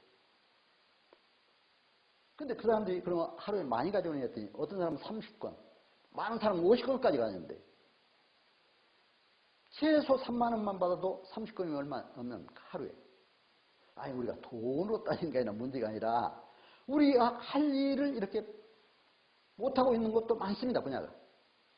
그래서 우리가 이런 것도 찾아서 해야 된다. 그리고 이제 출입관리 문제는 아까 거기 또 가서 이제 했기 때문에 예를 들지 않겠습니다. 행정심판, 행정소송, 행정법원에 양재동이 바로 그 옆에 또 가니까 그때 판사들이 굉장히 친절하게 잘해주더라고요. 설명도 잘해주고 또 안내도 잘해주고 올 때도 선물도 줘요. 너무 감사해요. 그 판사들이. 그러니까 우리가 법관들이나 변호사나 하고도 타자역사들하고도 좋은 관계를 가지면서 우리가 해야 된다. 물론 그 사람들이 우리 자격을 우리 대리권이라든가 이런 걸 장애하고 반대하고 하는 거에 대해서는 우리가 강하게 해야 되겠지만 우리 업역을 위해서 그러나 평소에 좋은 관계를 위해 하는 생각이 들었습니다. 가니까 행정법원에 가니까 우리가 한 30명 가니까 그것도 큰 강당에 모아놓고 친절하게 설명도 해주고 동영상 하나 보여줘요. 근데 이건 변호사하고 행정사가 다 알아야 될 동영상이에요. 어떤 동영상이냐? 음주운전으로 면허 취소가 당했어요. 그래서 음주운전은 어떻습니까? 필요적 행정심판 전 지위가 적용되기 때문에 저도 그 사건을 직접 담당하면서 행정심판을 반드시 먼저 거치게 됐어요. 그런데 행정심판에 대리권이 없다 보니까 서류만 내다 보니까 가서 어떻게 대리도 할 수 없고 하다 보니까 물론 행정심판법에 중앙행정심판위원회 허가를 얻으면 대리권을 갖도록 돼 있어요. 그런데 허가가 그렇게 쉽게 나옵니까? 또 허가를 하면 복잡하잖아요. 그 절차가. 그래서 이제 심판에 갔더니 그걸 못했더니 거기에서 잘못됐어요. 기각됐어요. 그래서 행정소송으로 간 거예요. 소송으로 갔는데 행정소송에서는 증거를 잘 냈어요. 뭐냐면 그 걸린 사람이 차주지요. 말하자면 술을 잔뜩 먹고 대리운전기사를 불렀어요. 대리운전기사가 운전을 해가지고 오는데 자기가 생각한 것보다 훨씬 더 거리가 멀거든요. 그러니까 요금을 더 달라 그랬어요. 못 주겠다. 둘이 실갱이가 붙었어. 화나니까 대리운전기사가 내려버렸어요.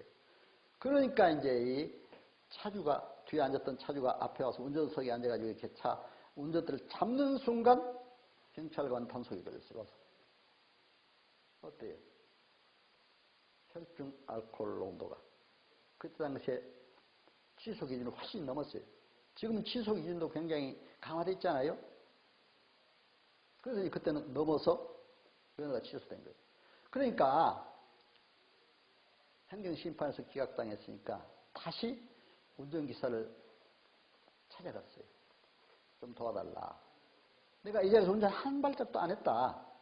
이 자리에서 안 했다는 것만, 당신이 여기다 내려줬다는 것만 입증해달라. 그랬어요. 그래가지고 그걸 다 이제 사진도 찍어서 놔줘 보더니, 자기가 그 자리에 내려줬거든요. 그냥 나 이 자리에 내려줬다. 이렇게 입증을 했어요. 그러니까 그게 승소했어요. 소송에서요. 면허정지 취소를 취소한다. 그럼 다시 부활된 거 아니에요? 복귀된 거 아니에요? 그러니까 이 사람이 뛰듯이 기뻐하는 이런 모습을 보였습니다. 이런 영상을 보여주더라고요. 행정법에. 난 지금도 잊을 수 없어요. 우리 같이 갔던 행정사 실습교육반사 어떻게 이렇게 좋은 아주 교육이래요. 실감나는. 여러분 이렇게 우리가 여러 가지 일들이 속에서 우리가 일을 터득할 수가 있습니다. 그래서 이런 업무 그러나 우리가 할 일은 찾아야 된다 해서 말씀을 드렸습니다. 자, 21조에 위임받은 업무를 성실히 수행, 신성실의 원칙이잖아요. 행정사 위임받은 업무를 성실히 수행해야 된다. 민법 2조의 신성실의 원칙입니다. 업무를 수행하면서 고의 또는 과실로 재산상의 손해를 입힌 경우에는 그 손해를 고의나 과실로 손해를 입혀서도 안 되죠. 그러니까 참 조심해야 됩니다. 행정사들도. 잘못해가지고 그냥 이길 걸 져버리면 안 되잖아요. 행정심판에 가서. 그러니까 그런 걸 항상 업무 수임할 때 잘 보고 증거도 잘 받고 이렇게 해서 해야 됩니다. 이제 정당한 사유 없이 업무에 관한 위임을 거부하는 행위도 안 되잖아요. 외국에 출장을 갔다거나 병원에 입원했다거나 이럴 때는 거부할 수 있어요. 거부해도 하등에 타당한 이유가 정당한 이유가 됩니다. 그러나 어머니 사무실에 앉아있는데 와서 위임을 하는데 내가 몰라서 못한다 하면 되겠습니까? 그럼 우리가 행정사 할 수가 없죠. 몰라도 이건 어떻게 처리할 수 있는 방안. 아까 제가 국적취득관계 얘기했습니다만 외국인이 우리나라 사람과 결혼했을 때 국적취득 문제 해줄 때 그거를 우리가 연구해서 해줄 수 있는 한까지 최대한 해주는 거. 그러나 정이 자기가 막막하고 할 수 없을 때 방법이 있잖아요. 우리 다른 행정사님들, 전문가들, 그 분야 전문가들한테 좀 이걸 처리 좀 해달라 이렇게 저희 임도 해줄 수가 있잖아요. 그런 방법을 하면 됩니다. 그러나 이제 또 우리가 알선을 해서는 안 된다 그러잖아요. 누구한테 뭐 알선, 그러니까 영리를 바라고 막 브로커처럼 그런 거에 전문가가 돼서는 안 된다 이런 얘기입니다. 그런 것만 조심하면 돼요. 자, 당사자는 어느 한쪽에 위임을 받아 취급한 업무에 관하여 이해관계를 달리하는 상대방 업무를 위임받는 행위도 안 된다. 저는 실제 이것도 당해봤어요. 학교 폭력 업무 하는데 당사자 가해자 학생 부모, 피해자 학생 부모 두 사람이 와서 그러니까 먼저 피해자 학생 부모가 와서 해달라고 했는데 또 가해자 학생 부모가 왔어요. 어떻게 합니까? 나 못하겠다. 다 돌려보내지 말고 그 사람들에게 그래 양 당사자의 동의가 있는 경우는 할 수 있다고 그랬잖아요. 서로 한번 함께 이렇게 그러면 동의를 구하면서 그냥 서로 좋게 해결하지 하는 식으로 조정해서 잘 해결해 줬어요. 이런 고맙다고 또 그 사람들 사례도 하고 그러더라고요. 여러분 그러니까 다 해결하는 방법이 여러 가지가 있습니다. 우리가 무조건 법에 금지됐다고 해서 그걸 갖다가 외면하지 마시고 자 다만 우리가 이제 타인의 소송행위 같은 건 변호사법의 엄연히 위반이니까 소송까지 우리가 개발할 필요는 없죠. 그거 안에도 행정에 관한 일만 해도 많은데 왜 거기까지 우리가 관계합니까? 그래서 이제 이런 업무는 처리할 필요가 없다 해서 말씀을 드립니다. 자, 비밀엄수. 행정사는 비밀을 준수해야 된다. 이건 이제 여러분들 개인정보에 관한 또 보호에 관한 강의가 있기 때문에 거기에서 좀 더 하겠습니다만은 철저하게 저도 개인 보호 정보를 위해서 주민등록번호나 생년월일 있는 그 서류는 철저하게 시건장치를 해요. 잘해야 됩니다. 보관 기간까지. 철저하게 잘해야 됩니다. 그러나 이거 개인 정보에 대해서 잘못 누설했다가는 그냥 이거 쓸데없는 거 그런 거 가지고 우리가 책임을 당하고 하면 안 되잖아요. 저는 공직에 있을 때도 굉장히 보안에 관해서 철저히 했어요. 공직. 1급 비밀, 2급 비밀 다 구분해 넣었잖아요. 또 대비. 시건장치도 더 달라요. 1급 비밀은 더 아주 그냥 시건장치를 엄하게 하고 이렇게 2급 비밀, 3급 비밀 이렇게 또 대비까지. 그래서 이런 시건장치도 잘해야 한다. 이렇게 생각이 됩니다. 그리고 이제 여기 비밀 업무에 관한 거는 업무 처리구는 참고로 여기다 적어놨습니다. 저는 이제 서초구에 있으니까 서초구청에서 항상 7월달 되면 그런 공문이 왔어요.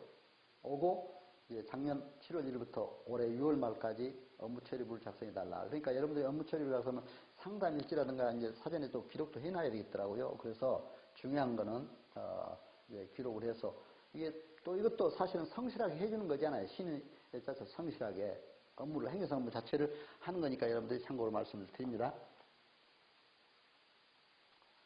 행정사 직업윤리 자세 여기에 대해서 또 이제 말씀을 드리겠습니다. 자, 행정사 윤리 자세를 하려면 또 우리가 공무원 윤리 강령을 알아야 돼요. 근데 공무원과의 직접 관계가 맞아요. 그러니까 또 우리 행정사 윤리 강령에는 공무원과도 좋은 관계를 가져야 된다. 행정기관과도 화합을 해야 된다. 이런 얘기가 있어요.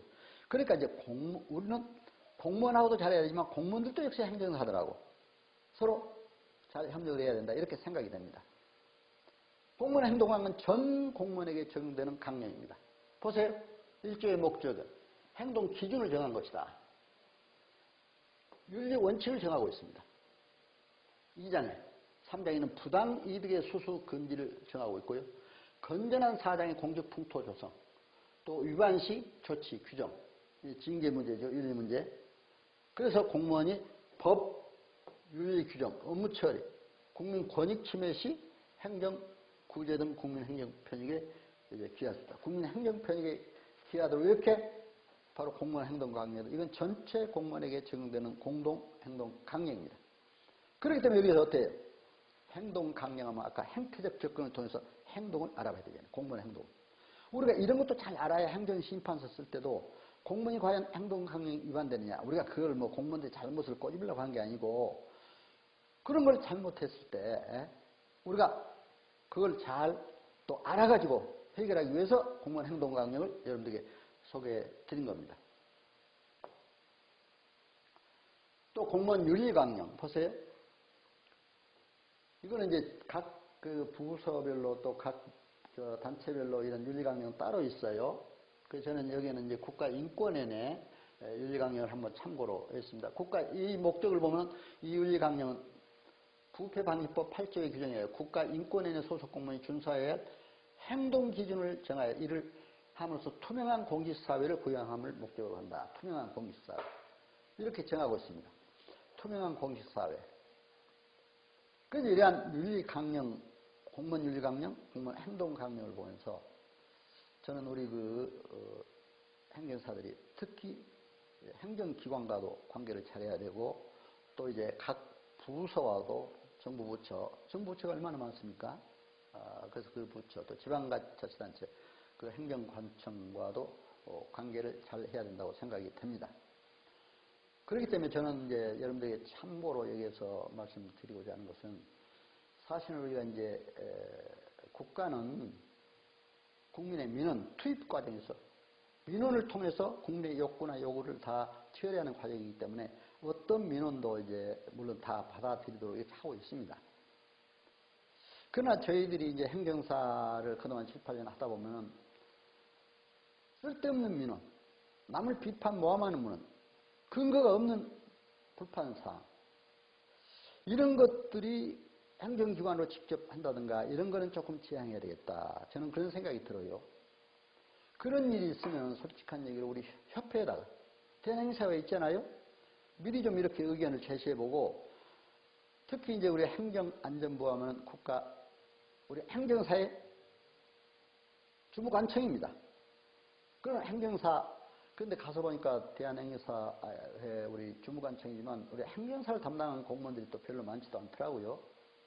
근데 사실은 우리 내도 한 번씩 가보면 우리 행정민원이 워낙 행정사들로부터 온 민원이 아주 많다. 그 처리하는데 굉장히 시간을 보낸다. 이렇게 얘기하더라고요. 그래서 저는 이제 앞으로 여러분들은 이거는 이제 제가 한번 여러분들에게 참 또 부탁의 말씀을 드리고 우리 협회하고 좋은 관계를 갖고 하기 위해서는 정책적으로 꼭 건해야 될 중요한 문제들은 뭐 직접 해도 좋지만 그러나 그런 문제도 가능하면 우리 협회로 이렇게 우리 대한행사회로 이런 연락을 주셔서 또 이렇게 하면 좋겠다 이런 생각이 들어서 이건 참고로 말씀을 드립니다. 왜냐하면 행정기관과의 여러 가지 그러나 공무원도 역시 우리 행정사들에 대해서는 서로 정말 참 좋은 관계를 가져야 되고 우리도 또 공직사회와 좋은 관계를 가져야 된다 해서 잠깐 말씀을 드렸습니다. 자, 행정사 윤리강령. 그렇다면 이러한 공직자 윤리강령과 관련해서 우리 행정사는 어떤 윤리강령이 있느냐. 행정사는 윤리강령이 있고 또 윤리강령에 대한 서약서가 있고 또 윤리운영 규정이 있습니다. 이런 윤리운영 규정이 지난 12월 6일 날 이사회에 통과됐고 12월 27일 날 대의원총회에서 다 통과돼서 확정된 거기 때문에 여러분들에게 이제 소개를 드립니다. 자, 행정제도의 국민의 편익을 도모하고 행정제도의 건전한 발전에 이바지 한다. 이것은 행정사 법에 있는 내용입니다. 그대로. 또 이제 적법 공정. 항상 법에 적합하게 해야 되고 공정하게 해야 되고 성실한 업무 수행을 해야 된다. 공신력 높은 전문 자격사로서 국가사회에 이바지해야 한다. 그래서 행정사로서의 품위 유지는 물론 국민 편익, 공익, 신의성실의 원칙. 바로 여기도 신의성실의 원칙이 나오잖아요. 민법 2조의 신의성실의 원칙은 바로 이렇게 행정사 윤리강령에도 나오고 있다 하는 것을 여러분들이 아시면 됩니다. 그러면 행정사 윤리강령이 몇 가지로 이렇게 규정해요. 일본도 5가지가 있던데 우리도 지금 이 5가지가 그렇죠? 그런데 우리가 무슨 뭐 일본 행정사를 소개한다고 해서 일본을 꼭 따라서 한다 그게 아닙니다. 일본의 행정사 제도가 비교적 잘 되어 있어요. 국제사회에 다 보더라도. 그래서 우리가 거기에 연구를 하고 해서 말씀드린 거지 우리가 뭐 꼭 일본을 따라가자 그런 건 아닙니다. 여러분 그 참고로 아시고 이제 잘 들어주시면 되겠습니다. 그러나 우리가 좋은 거는 다 참고를 해야 되잖아요. 그렇죠? 저는 일본의 행정식반 대리권 행사에게 주어졌다는 거. 그럼 반드시 우리가 그렇게 해야 된다. 이건 행정에 관한 일이니까 생각이 됩니다. 자, 일안에서 공신력을 배양하고 명예와 품위를 위한 행정은 항상 품위를 유지해야 돼요. 사실은 아까도 얘기했으면 행정기관에 행정사대에 들어가서 업무 처리하는 데 가서 공직자들과 우리 품위를 유지해야 됩니다. 사실은. 공직자들이 우리들 뭐 그냥 좀 그렇다고 뭐 우습게 보인다는 건 좀 그렇지만 정말 서로 존경하는 그런 풍토가 돼야 돼요. 그러려면 우리가 품위를 유지해야 한다. 우리 스스로가 실력도 있어야 되고 그들에게 권위도 있어야 되고 그렇게 해야 한다 생각이 됩니다. 부정과 불의를 배격하고 국민과 행정기가 신뢰받는 자격사가 돼야 된다. 그렇죠? 행정기관으로부터 신뢰받는 자격사가 되려면 아까 우리가 먼저 실력이 최고의 전문 자격사가 돼야 돼요. 그럼 행정기관도 우리에게 잘 서로 협력할 수가 있잖아요. 우리도 마찬가지로 행정기관과 서로 좋은 관계를 가질 수가 있다 해서 말씀을 드립니다. 그 업무 범위를 타인의 소송 이거는 뭐 누차 얘기 드는 겁니다. 책임 있고 공신력 있는 행정 서비스를 제공한다. 적극적으로, 적극 행정이죠, 이거는. 항상 행정기본법에도 적극 행정이 나오고 있습니다. 이런 것을 우리가 해야 된다. 그래서 이제 이 윤리강령은 지난번에 다 결의되어 있기 때문에 말씀을 드렸습니다. 자, 그럼 윤리강령 서약서. 지금 그 내용을 그대로 서약하는 겁니다. 그렇기 때문에 이건 다시 설명을 드릴 필요가 없죠. 자, 마지막에 이렇게 몇 년 며칠 행정사가 서약하고 서명하도록 됐어요. 지금 윤리강령에서 얘기했던 내용들을 다 서약하는 겁니다. 여러분들 그렇게 해서 우리 행정사로서 이제 하도록 되어 있다. 그렇기 때문에 여러분들이 이런 윤리강령을 아시고 또 이렇게 서약도 하게 됐다는 것을 아시면 되겠습니다. 그러면 행정사 윤리에 관한 운영 규정, 이건 좀 더 구체적으로 운영 규정이 나와 있습니다. 요거는 이제 좀 운영 규정하면 여러분들 좀 부담스럽고 이거 규정이 위반되면 또 징계 간다 뭐 한다 또 이런 얘기도 나오니까 부담스러울 수 있겠지만 그러나 우리가 그게 두려워서가 아니고 자기 잘만 하면 뭐 그런 걱정할 거 없잖아요. 그렇기 때문에 우리가 이런 규정은 최소한 알아야 된다 해서 말씀을 드립니다. 본규정은 대한행사의 정관 55조 대한행사의 회칙, 정관, 행사 법령 잘 지켜야 된다는 게 우리 행사의 의무입니다. 정관도 잘 지켜야 돼요. 정관 55조에 규정된 윤리 운영 규정. 그래서 거기에서 회원은 정회원과 중회원. 정회원은 정식으로 우리가 대한행사에 등록하고 협회비도 내고 다 해서 정식 등록한 행사를 의미하죠. 그리고 제 규정을 준수해야 된다. 이렇게 되어 있습니다. 자, 윤리에 관한, 행사 윤리에 관한 운영 규정에서 행정사는 행사법의 본회의 정관 규정을 결상 준수해야 된다. 이기 때문에 지금 말씀드린 대로 그대로 준수해야 된다. 또 신뢰받는 전문가 행사가 되어야 한다. 항상 신의 성신의 신뢰는 계속 나와요. 이걸 강조하고 있습니다. 또 행정사는 학문적 전문 지식을 함양해야 된다. 저는 이걸 해보니까 행정사는 만물박사가 돼야 되겠더라고요. 여러분 만물박사가 돼야 한다고 너무 뭐 부담 갖지 마십시오.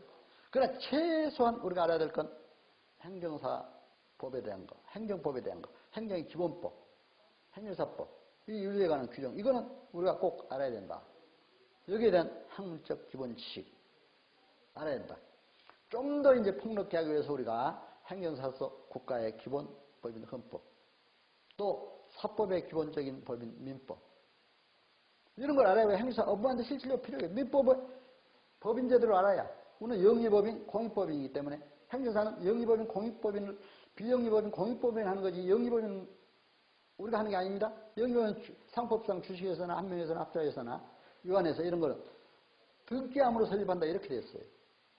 그러나 영리법인이나 비영리법인이나 공익법인은 어떻게 됐습니까? 행정관청에 허가를 얻어서 설립한다 이렇게 됐어요. 허가니까 우리가 해야 되잖아요. 그렇기 때문에 민법에 그런 규정이 있기 때문에 제가 민법도 아까 잠깐 말씀드리고 거기에 민법의 시인의 성실의 원칙도 말씀드렸습니다. 행정사는 행정서비스의 건전한 거래질서 확립에 행정서비스의 건전한 거래질서 확립에 노력을 해야 됩니다. 그리고 이제 후진교육에 특히 공헌해야 된다 이런 얘기가 있습니다. 후진교육. 그래서 오늘 여러분들 여기에는 되게 보니까 제가 이제 명단을 대충 보니까 그 지도자들이 많이 오셨어요. 각 그 지부장이라든가 이사님들 또 회장단들 그리고 이제 뭐 부회장님들이 회장단하고 종합해서 부릅니다만은 또 이사, 교수 많이 오셨습니다. 다 지도자잖아요. 오늘 이 교육을 받고 또 후진 교육에도 바로 참고하도록 공헌하도록 이렇게 해줘야 됩니다. 일기 교육에 오신 여러분들이 그런 우리가 더 어떤 사명감을 가지고 해야 된다 해서 제가 말씀을 드립니다. 그러면 제4조의 기본 윤리를 정하고 있는데요. 품위. 항상 품위를 강조하고 있잖아요. 행정사 품위. 어디서 품위를 유지하려면 어떻게 해야 됩니까, 우리가? 실력도 있어야 되고. 공공 권리를 위해서 국민에게 행정 편익을 제공할 수 있는 서비스, 친절성, 전부 야에게 관계된 겁니다. 또 회원 상호 간의 친목도 도모해야 되고 상부상조해야 되고 이런 일들이 다 중요한 것이다. 그래서 여기 기본 윤리는 품위윤리, 공공복리, 상부상조, 친목도모. 생사끼리도 서로 막 갈등하고 싸우면 안 되잖아요. 서로 싸우다 보면 서로만 한다고 그러잖아요. 서로 협력하고 도와주고 조금 내가 손해를 보더라도 서로 도와주고 협력하는 자세. 여러분 물론 그렇게 하시라고 믿습니다만은 그러나 정말 그런 자세가 필요하다. 이렇게 저는 생각이 됩니다. 윤리적 기준에 부합하는 하도록 노력해야 한다. 이렇게 해서 이제 윤리 강령에 준수하도록 이렇게 되어 있습니다. 의뢰인에 대한 윤리를 우리가 어떻게 해야 될 것인가? 이제 국민이 우리한테 업무를 의뢰해 올 때 첫째는 친절하게 해야 되잖아요. 친절하게 응대해야 되잖아요. 불친절하면 누가 합니까? 이건 뭐 기본 얘기죠. 우리가 어디 가면 그 친절성 중요합니다. 또 의뢰받았을 때 아주 부단한 노력을 보여줘야 됩니다. 또 신뢰를 줘야 됩니다. 허풍이나 떨고 거짓이나 떠서 아이 내가 해줄게 뭐 얼마 가져와 뭐 이런 식으로 하면 안 되잖아요. 부단한 노력으로 지식을 쌓아서 경험을 축적해야 돼요. 그리고 우리 행사 실무 경험도 필요해요.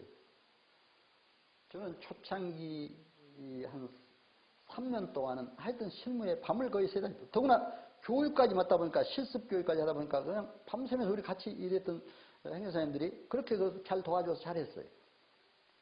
밤늦게까지 그냥 변부 만들고 행정심판산을 쓰는데도 그렇게 하고 막 서로 협력하면서 잘했습니다. 성실하게 우리 경험은. 또 경험을 쌓는 데 도움이 돼요. 그래서 이게 중요하다.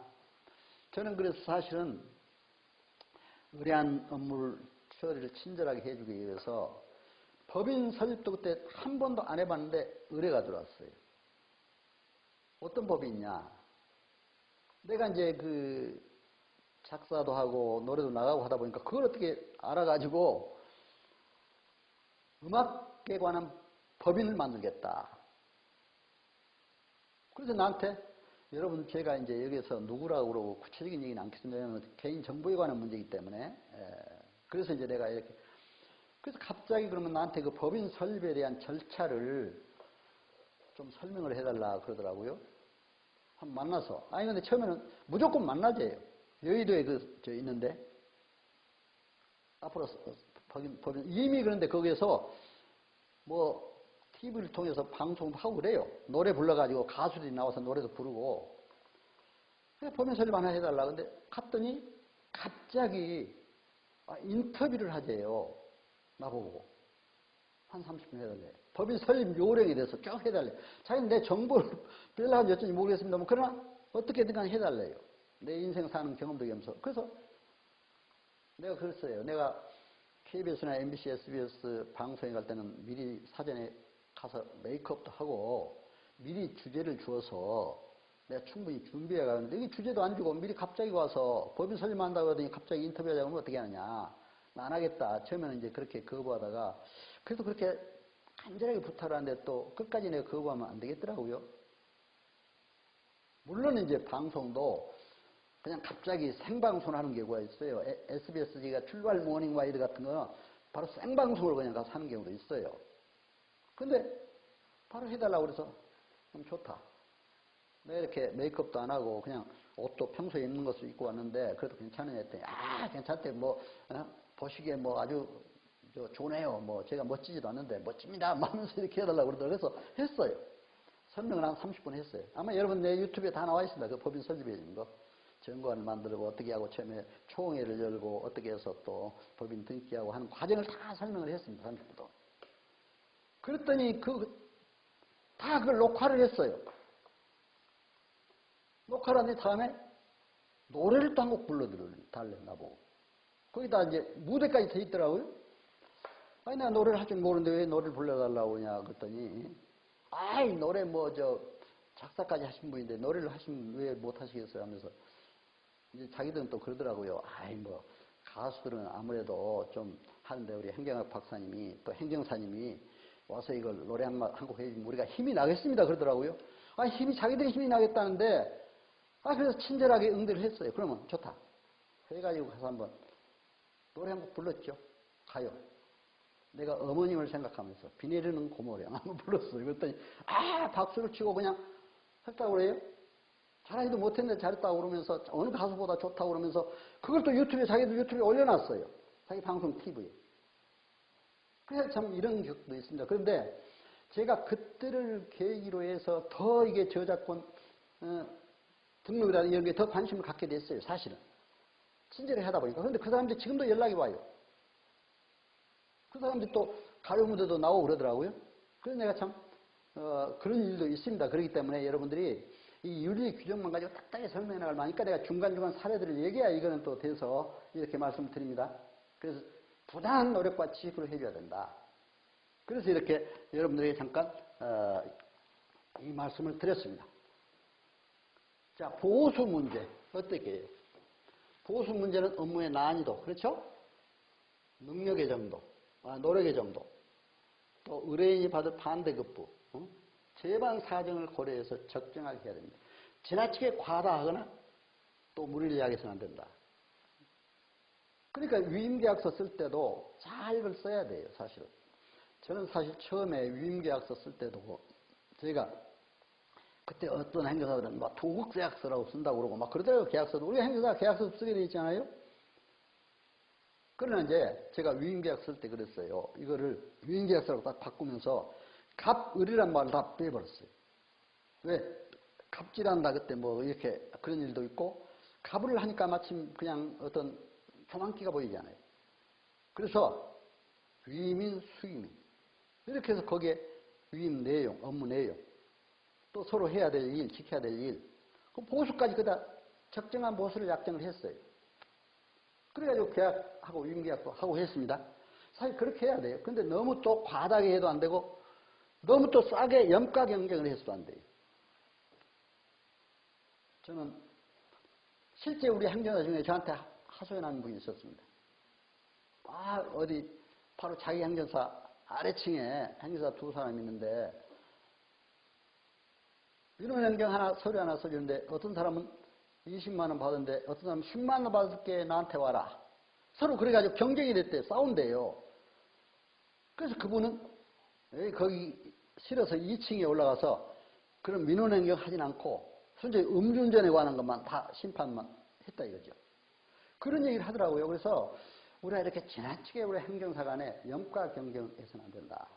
그러나 여러분 정말 어렵고 가난한 사람들에게는 우리가 어떻게 해야 됩니까? 보수 안 받을 수도 있어요. 싸게 받을 수도 있어요.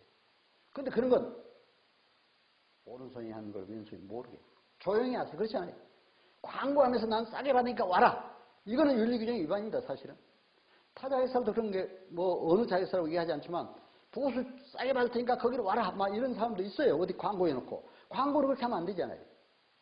연가 경쟁하는 것도 이건 절대로 윤리규정이 안 된다 해서 말씀드립니다. 자, 비밀유지 의무. 이거는 이제 개인정보 보호 시간에 여러분들이 할 거니까 아까도 말씀드렸죠. 이건 뭐 그때 당시 이제 더 구체적으로 말씀드릴 테니까 이건 뭐 설명을 드리도록 하겠습니다. 행정기관에 대한 윤리 의무. 아까도 말씀드렸습니다만 행정기관의 허위 사실의 주장이거나 허위 증거를 제출해서 안 된다. 물론 이거는 행정심판서나 이의신청서나 낼 때 허위 사실이나 허위 증거 해도 안 되지만 아까 말씀드렸잖아요.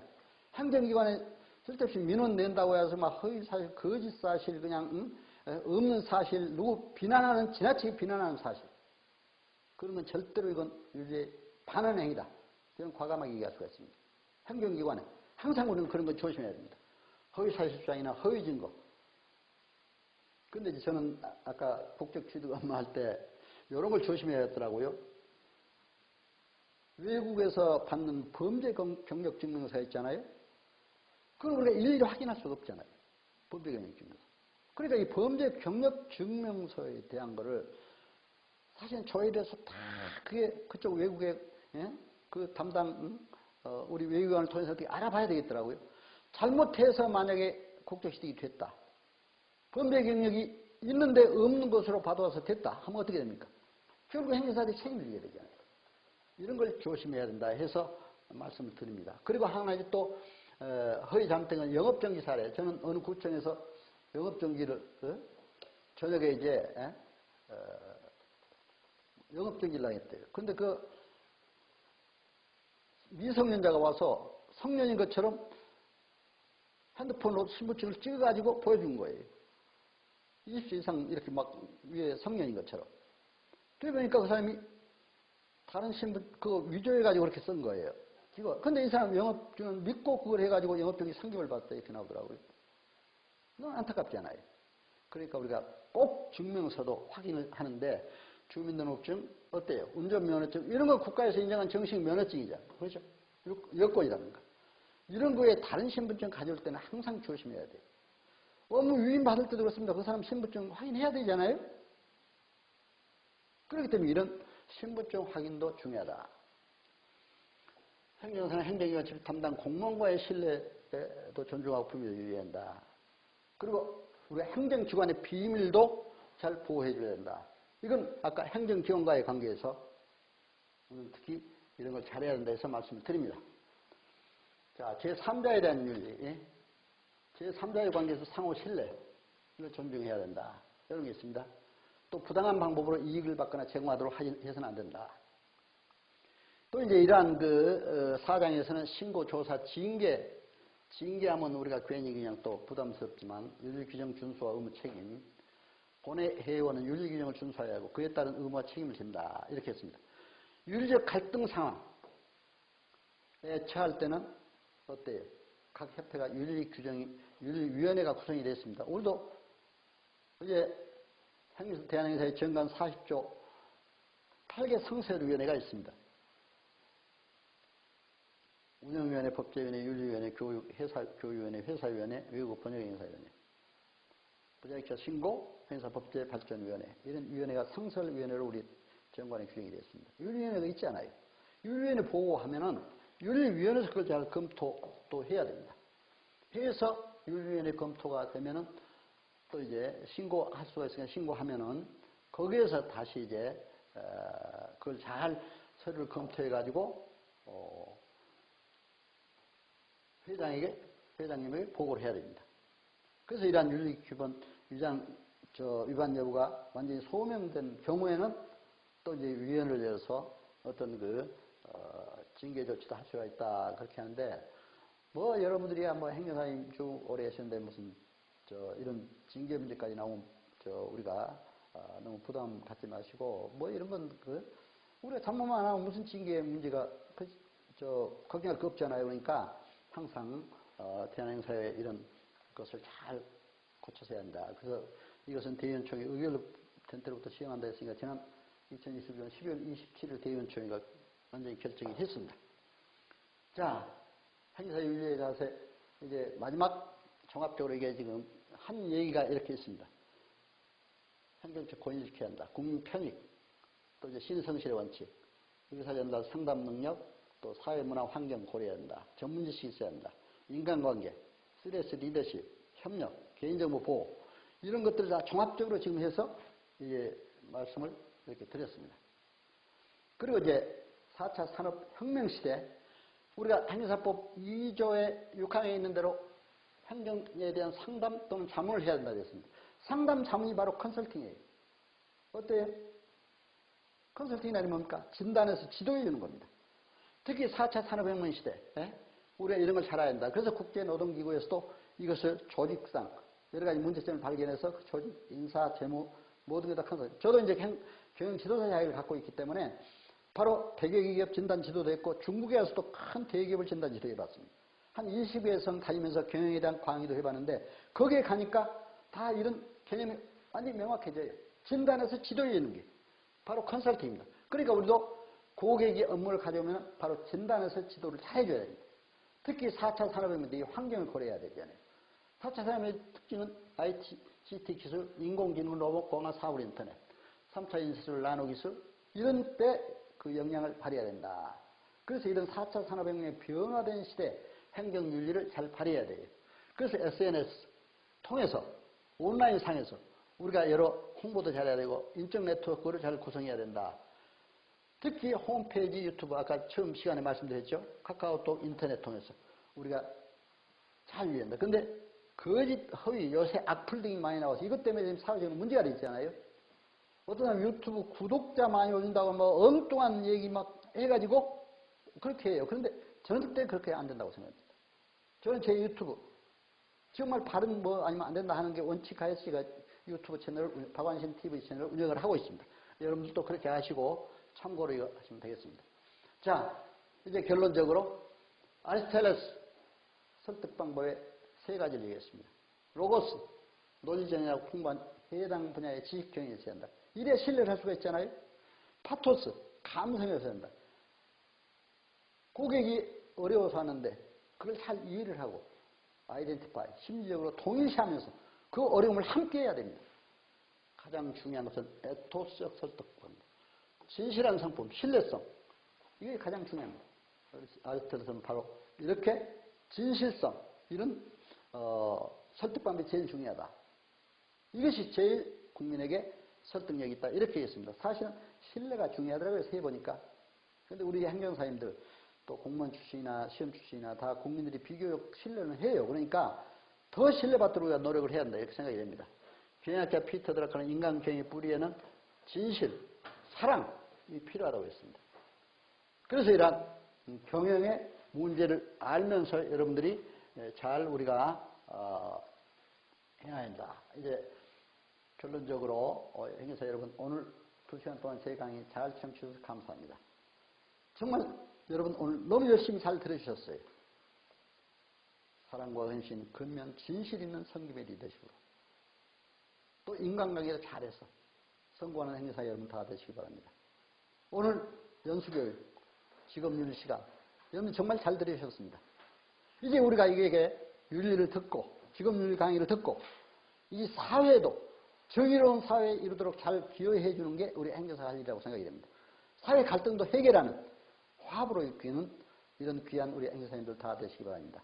특히 2022년 새해 건강하시고 더욱 복 많이 받으시고 행정사로서의 큰 발전이 있으시길 기원합니다. 여러분 잘 청해주셔서 감사합니다. 안녕히 계세요. 고맙습니다.